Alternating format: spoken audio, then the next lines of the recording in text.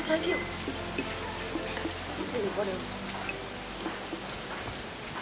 I did. You're sick.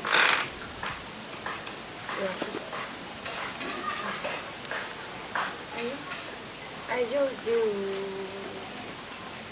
I manage myself. I balance. Okay, this is what's happening about me. Okay. Send them. Okay. But what they do online? Okay, then you work on it. Hello. Longest time is I give me a here. The worry man. Oh, you Sylvester, man. Okay. Okay, later I call him back. Okay, mama. No, while later. You expect a call well. Okay. Yeah, imagine. Usagi. Any quality seven in my meal. You don't put to tell you. Then we must see a little polo. You go back when. Yeah, you know. Sadia. How are you? Yeah, you will know. Okay. Everywhere good. Okay, why hey, that's why you are darling, sweetheart. Let me hear banana. What I know the Risha, making me face to face. Only phone, because face to face, I love me and I can bottom say. We are before she had to eat. We are here banana. Oh, yes, everywhere good. Okay, you go to where you transfer it. That's why you are darling. I love you too much. Thank you. Sweetheart. Chan really well then. I miss you. You hear what I miss me. One really. I'm making a quaffle. Okay. Why really?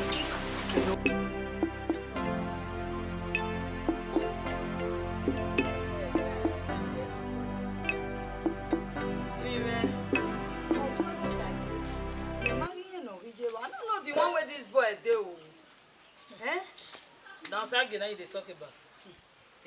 What's here for you? You got what here? If I dey call her, he not dey respond though. They go just dey speak that kind. I don't know what they speak oh. Me agizele. Me azele. Up there. A phone way not your dinner. If none, a voice note in on ya. Have a voice note, a voice recording. Sagi, no, they pick your call. No, they pick your call, Abi. You see what I talk? He not go come. But no worry, what you? What you when I don't think men ever sub, you know, they phone, kaka. No sub. If I suppose don't call Sagi. May I tell her, say, why you never why you know they call ye? Why? You never understand that guy again. You might understand Mega will send me say you must again. He not go Jani age mona. I cannot get you. Jay worry more, worry. You are trying to subscribe. Niha my way, no, which Emma, understand Jay worry more. A big woman, oh, Hannah, Jameo, you. Mozega had those ideas. Rebona. O Sagi pare de na gari ewebo. O bo me na no. O be me ya gbazana. Ni ya kokiko. O Sagi. Je. E worry oti we motama we. If I don't subscribe now, don't worry now. Even video call, I will tell and say, "Oh yeah, talk to Mopsi o. Talk to Mopsi. I don't even know what even the word that Sagi said. Mommy. Gwegwan na jame oyo ni ma mu egbe gwegwan go kana Mosi don't do me one balling. I want balling. I want go see my friend now. Mine na pere wo ori o me ga ri o to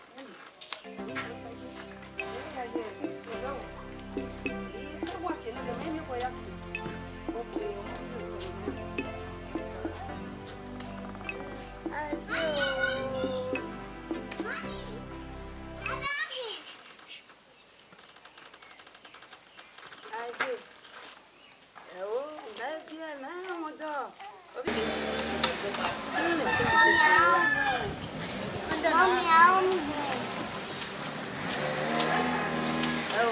me born man.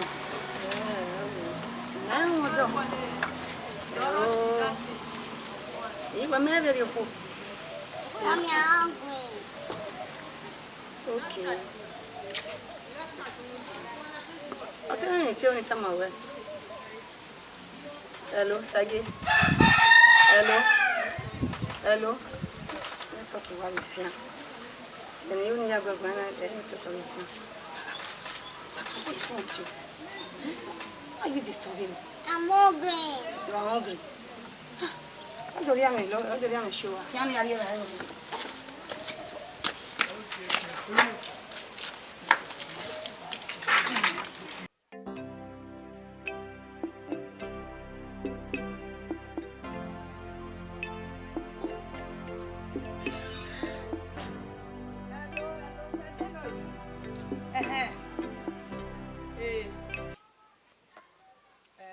Obokan. Where do you go now?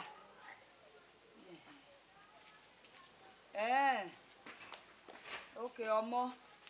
You're baby and when? Oma. You know what? We're not here, got it. You know what? Oma. Okay. Okay. So, who make baby, man? Who make baby? O kote do bien we mi me I ma be he e mata inu paje na ge no mo u pe han I mi me salobua I ge na ge je o ama we no ri ga de gwa fa ba gogo yi we no de irogwa no ri ere e mata salobua ama your mother. Moria bude. I no mo. We not here bu me ade. Ama. Ama o be. Hello, Daddy Lamu. Odor we me ave je huevo. Oye sí. Mami mama gbe na mala dia. O we ni ya we shopping we Saturn play. Maladi.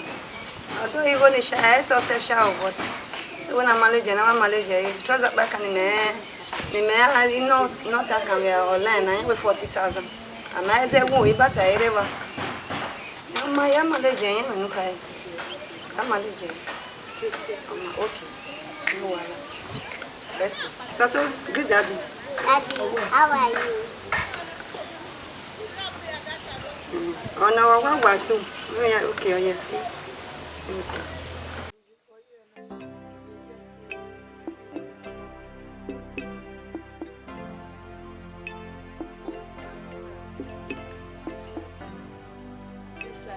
Awegbe oge fa me.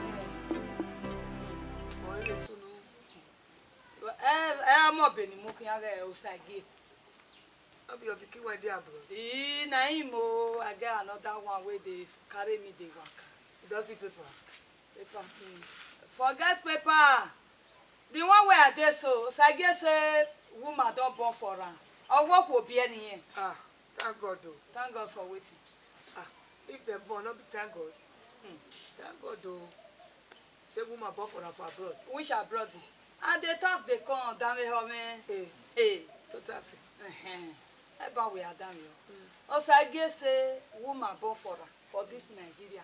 Everyone imagine now. Okobieno sage. He come. He not come o. Omare.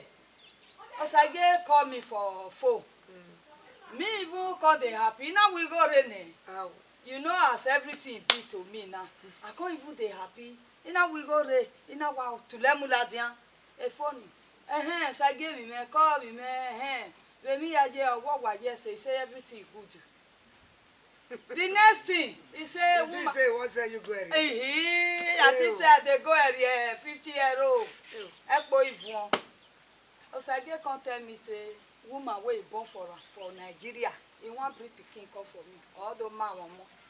Now be the question when I fair just now. He don't take go abroad now. He come give the woman belly abi he born the pikin before he go. You know answer. He say the woman I see her with my eye because of sweat. where they go swear. I see her with her, but he don't take the woman. He with her don't even day before so I get come out. Nah. He said the woman call her and say he bought for her. Say the pikin you want carry and come house. Come show me. Now. So you want to accept that kind of pikin? Remain. How many years he tell you say the pikin there? He said 6 years. Where one more bomb already all our. Ah, you may go work one. Where the goodness here okay. Jesus Christ.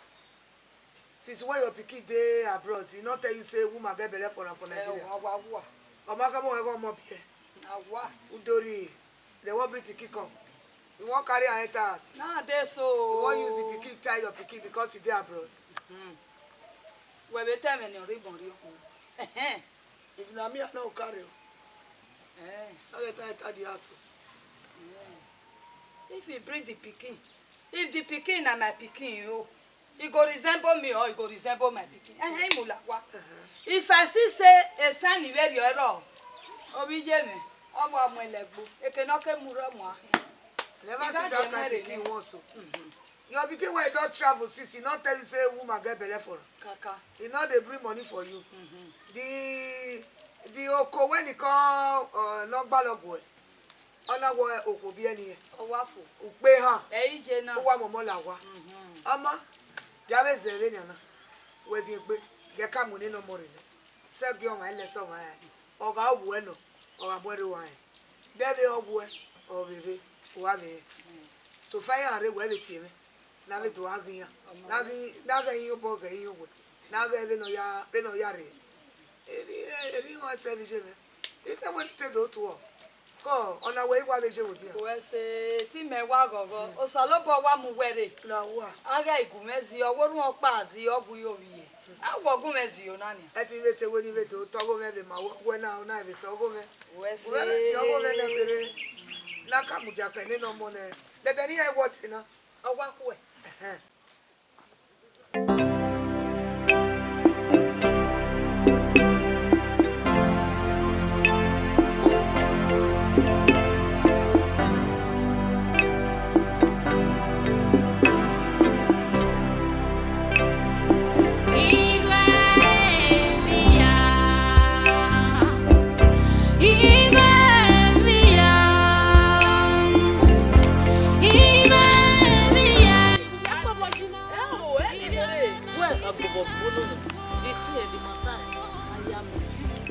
You know the one we are doing for this side. Talk to me now. You don't need to stay.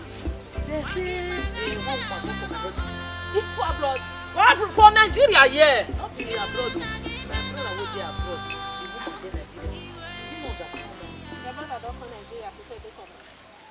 Brother never come home. Eh? And the funniest thing now, the funniest thing wey just dey be say, they say the pikin na 6 years now a day. My brother na 2 years now, since 2 years now into travel. Eh? Meaning say your brother don't born before he come out now. Hey, ma, I don't understand that one. My brother not tell us say na so one girl, he give one girl belle. So I not just know. It's here. Oh, boy, ya so no na kedere ade wa ma I no understand. That na come take here now. Now my brother na come mama na. He say woman born for her na 6 years now a day now. Eh? Even the pikin self, they say if they carry they come house. He abeg. The day we go carry am come. You give me that information. I want make I dey there. I want to look that. Come see am. When they resemble my brother, you know resemble my brother.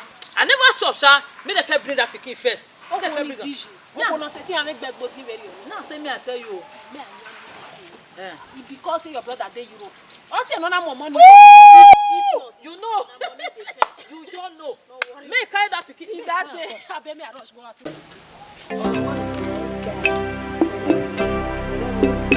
Wala WhatsApp ina wala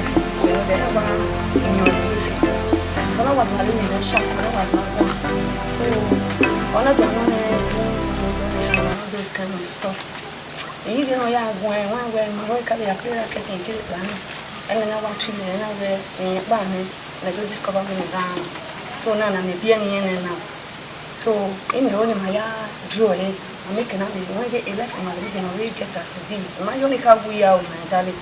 What try? But where can my baby tell you so now? I'm not going to be mama, nothing to be married. Understand? And the guy go. How do you understand? I will never put that sign.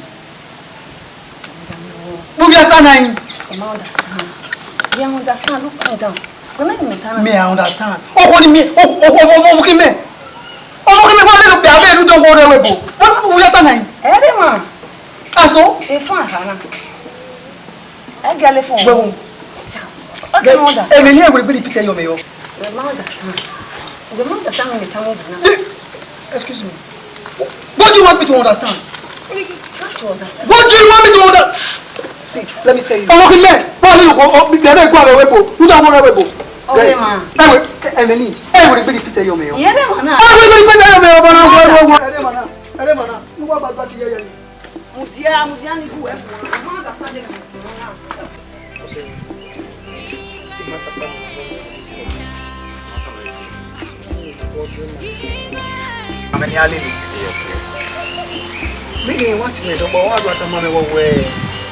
Yani kazo say, the way boy rot me, or where you need to be ya lily agua. Now we want ya a women with an eye. But okay, damn you. When we have a dinner, oh, then we cars also what Benin. If we item a mego to watch you wear. You know, they're quick. You know, we're quick. I don't know, we go. Honorable, no, honorable. Any hour green. Then I do. We need again. You chop on now. What you chop on? I can't see now. Oh, okay, me. Just now. Idiot again. No, you are go be a big one. Anyway, we are you go or you go abi or you go get now. You be chopping now. We were adult, no be so. We are fresh. We are already we are fresh. And then we turn. Madam Major now. You be fresh like me. The four couple. You would have the flesh like you. Even we go where? You get we send me. We are going to open. Where do you go? Where send me? Okay. Area where? Area look there where we go. Where's about understand? Where's about understand? We were following me time. Me time where you the see. You see how do way. Eh? What do you do? You chop and chop that girl. They muyo do same way. When I be at on now. The man igele wa and was man. Oh, where? You are not my friend. I don't tell you my oh. If na me, I dey chop am oh. I dey too chop am oh.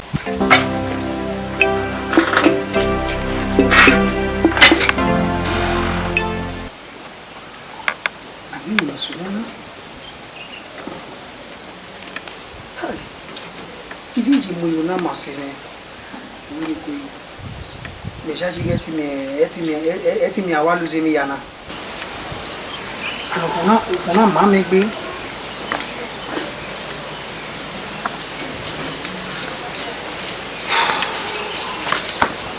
Kai. O wo me.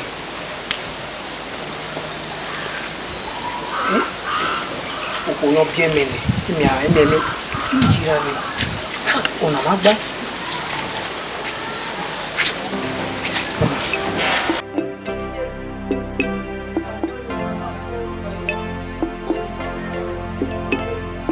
Alákòdè.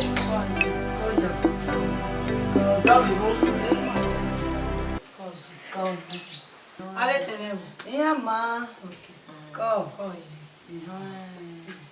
I said we'll come see you today. Wọ́n ṣe kọ́ bẹ́ẹ̀ rí bèjì. You know beje. Ọ̀sàgé náà. Ọ̀sàgé náà. What's up? Wetin happen? Ọ̀sàgé wá tiẹ̀ mẹ́. Iye. Iná wá ṣàgé tulẹ̀ mu náà wá mú fò. Ẹ lómi mẹ́ ṣàgé kọ́ wọ́n ẹbẹ̀ mi àjẹ́ ọ̀pọ̀ mi jẹ̀ sí. Ọbẹ̀ ní kí hàn bá mẹ́tẹ́ tọ́rí gbógun mẹ́.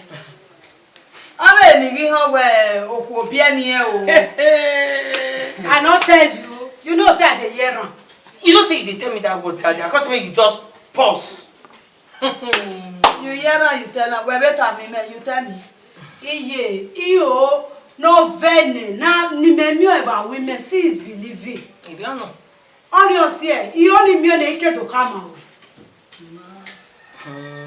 But money lama. that pikin no go enter this house. So yeah. But na me gboni. Who tell us? Hey. Oh, what do we go for 9 months? 1 month. All the to be upapa, upeva, upeha, upene, upese, upeha. I'm going to no go enter this house. Mommy, he where that one now? Ella one now. Why where was in be? Omo ere no do mo ere. Nena mo oyefu akome. So pe e ma e salobo en. Ina iwo ma, no be mu money, no be se ame. No be tu o me uzo lo pa kekan. Ija wi en ku e. Oh man. Ogbese ti total. Sister, me will come out to. Since once I get there for that abroad, they don't hear your phone. No way, I'm talking here, he not here. Or no, like where or this is where I'm more than not to ask him about him. Now, what are you? Oh, where go they go? Get back. You can't see my there. Oh man, was in be. Emi no hin. Ara mi toy. Wa ge me na ifo video. Why we? La get back. Oh my God, say. It's a was me. I na tana. O tema no jono. Amarene. I au kani no mo. Nagele do bi man. If you say so. I go we gwana we ata. A man wa ga mo ko kede na. Oh ma, ki a se pe o. Oh ma, do you call we do. Iyo eh. Ona ya lo yi to mi. Ama o salo po aso de ya mi se nyo ma wo.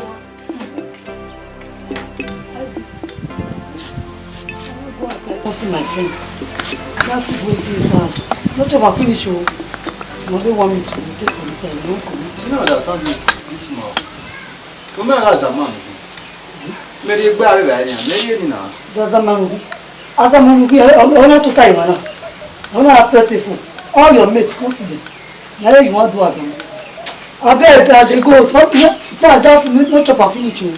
Yeah, you can just tell you they go. Not consider my friend. What's the man? What's the man to tell you? You know that something. Let me come and do it.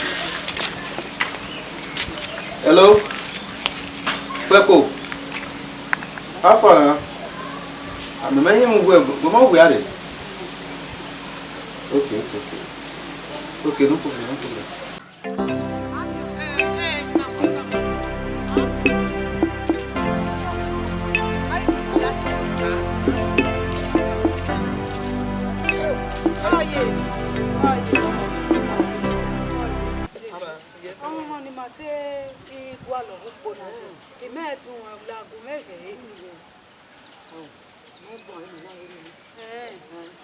So maybe the new bomb. Better than with you. Better don't give it here. Very particular. Do not be a but the money is Marowa. Mother go like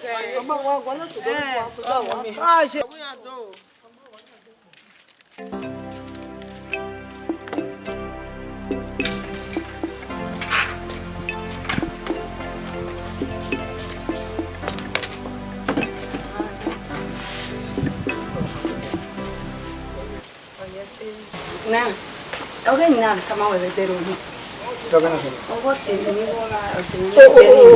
Yes.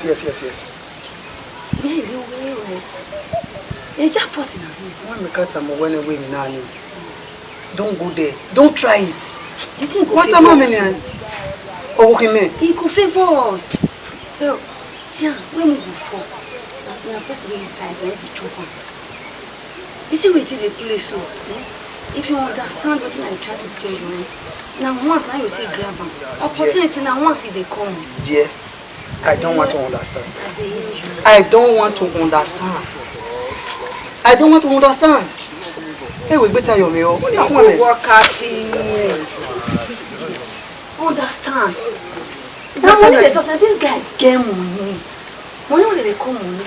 See, if we finish this packaging, if we package it well, we will build that for us and we will get motor. We can live better life. You just like this life with this one. Where judge go on with it? We now. The guy not feel wise. This time we day now moving. When no jam you don't wait. I don't want any police case. Even if they go for me, I have to tell my neighbor near the police station. You go low. Police case you don't know. You're not wise. Back to talk. No time. Oma, do it I very on here. Big baby boy. The banner one. Is that still going? Oma, we are one man. Around me. Take body only get here. Mas eu. Happy Mary by Boy.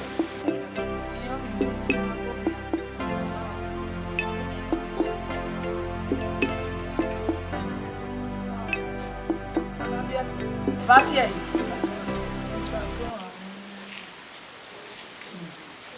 Come. Come. Mas não pode aí.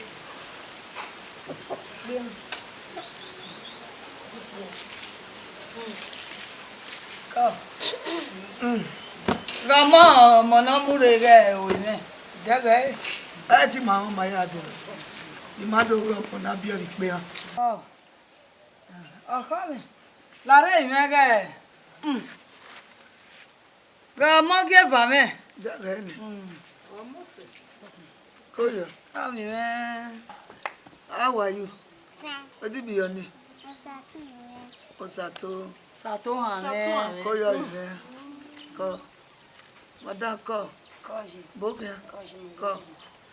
Awi amomore o ko ni ya de e la be do be. Na nu be bu me ade ogun me be do are mage.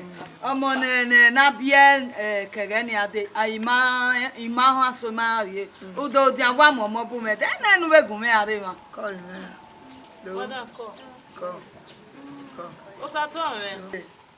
E una we bi ke we ni amomore. E na de. Ko ile. What do be your name? Sato ame. Go. Ele Mo pe abo we ya ge yi. We ki na bu we nu we be. Wa go boy. Dogele ko. Omo na ri bia na iri le bi je mege. Amure ne. Oko me, o fofua. Mo mu re bi popa pe va. Pe han. Omo o. Sato ame. Do. Hope say you will no rotate come back to this house now. No road. Go. Pianti. When no ije na we ne. Wa se amene no be gbuzo lopa u kebe do ri e. No be tuwo mekere. Oni opa wo. Iya. Ari ere be do be no bi. Wo ya ni opa eyin. Omo ni omo me ti tuta kiye. O ma wo bi e obi o na. Okay, very good. Dari bani e mana nani ati bani ele oluwan. Iya. Ami do mi bi tu na. Wa mu do mi yere wa to mejo. Lẹ́nu yẹn idomi mi lé ní ẹ̀nà ọ̀rẹ́ nìyá lẹ̀ ẹ́ gọ̀pọ̀ pàmò.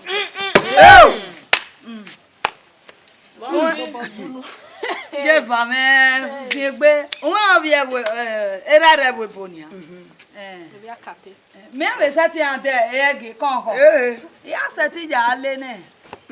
Mo sì ní Univa náà. Yo, wọ́n ilé lẹ̀ yá lídò mi ọ̀rẹ́ ẹ̀. Wí máa bọ̀ àlè pẹ̀ wẹ́sẹ̀ ẹ̀ nẹ̀. Era ire wata. Okoyo.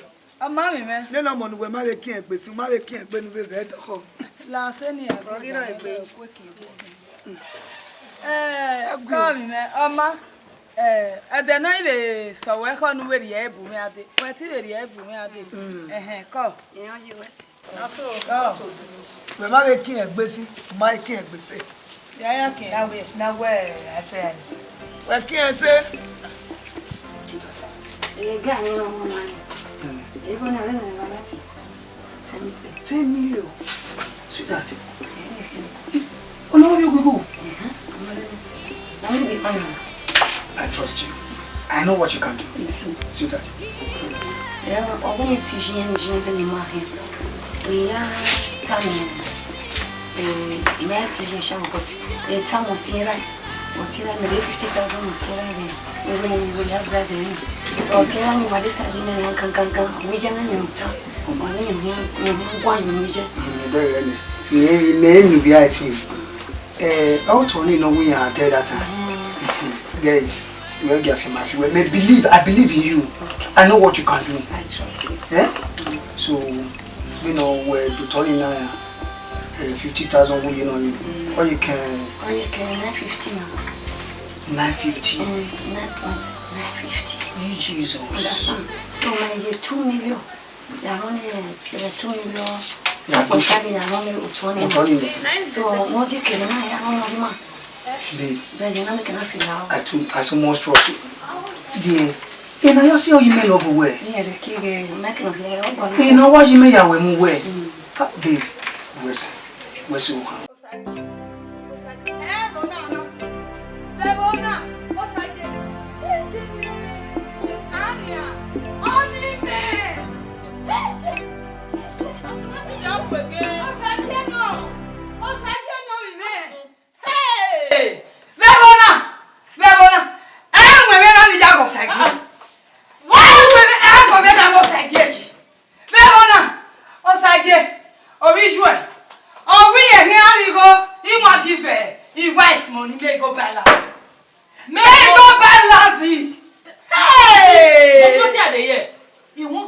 Money may go buy land. Mama can't tell me mama not anywhere. It's anywhere.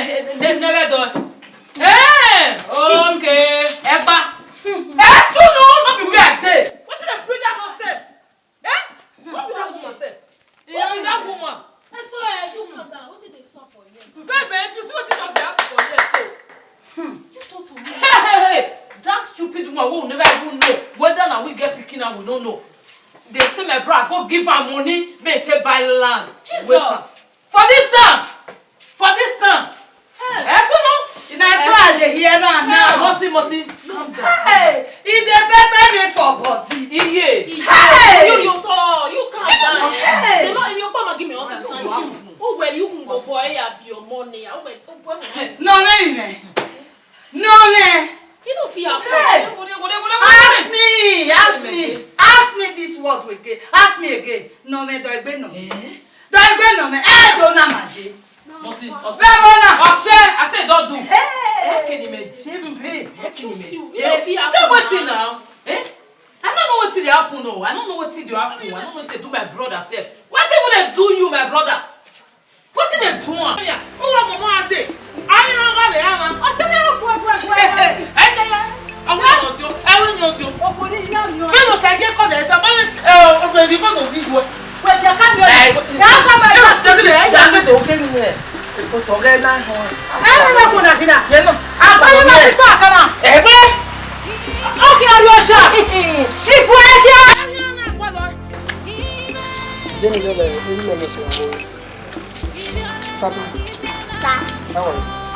How will I get them?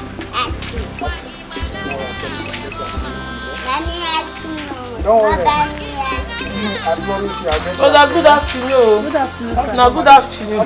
I've been in the house with the fine. Oh, there's no vacancy. Okay, all right.